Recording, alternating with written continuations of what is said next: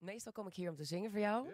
Maar vandaag kom ik met iets heel speciaals. Nou, als die verkoudheid weg is, gaan we weer eens wat plannen. Het is lang geleden dat je hebt opgetreden. Inderdaad. Ja, ik heb een nieuwe single uit met Robbie Rivera in Amerika.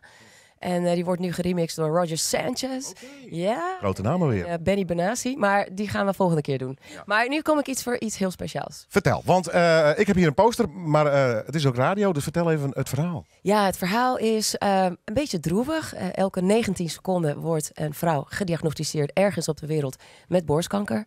Oktober is natuurlijk borstkankermaand. Aandacht voor borstkanker.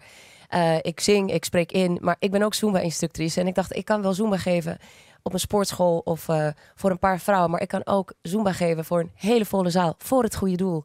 En dat ga ik nu doen samen met mijn collega, met Maarten van der Meulen. We hebben een DJ Souls. We hebben Urban Dance Ross Studio, die komen ook een show doen. Dus we gaan bewegen voor het goede doel in het roze. En we hebben goede sponsors gehad dit jaar. Volgend jaar willen we het nog groter maken. En in 2018 willen we de wereldrecord breken met het aantal deelnemers in het roze hier in Friesland. Wow. Het is de eerste keer dat dit in Friesland wordt gehouden. Ja.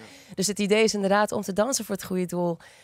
Misschien kan ik volgende week met jou in het roze ergens hier dansen. Met Zumba, echt Zumba geven. Want ja, ik kom net, rol echt uit mijn bed zo met koltrui, snotneus. Maar ik wil heel graag jou uitdagen om Zumba met mij te doen. We willen kijken hoe Willem in de heupen. Ik ga mijn best doen. Ik ga zo mijn agenda pakken en als er maar één klein beetje ruimte is, gaan we het doen. 30 seconden. Ik heb maar 30 seconden voor jouw heupen nodig voor het goede doel. Deal. Deal. Ja. Dank je wel. Volgende week deze studio. Even over wanneer gaat het plaatsvinden?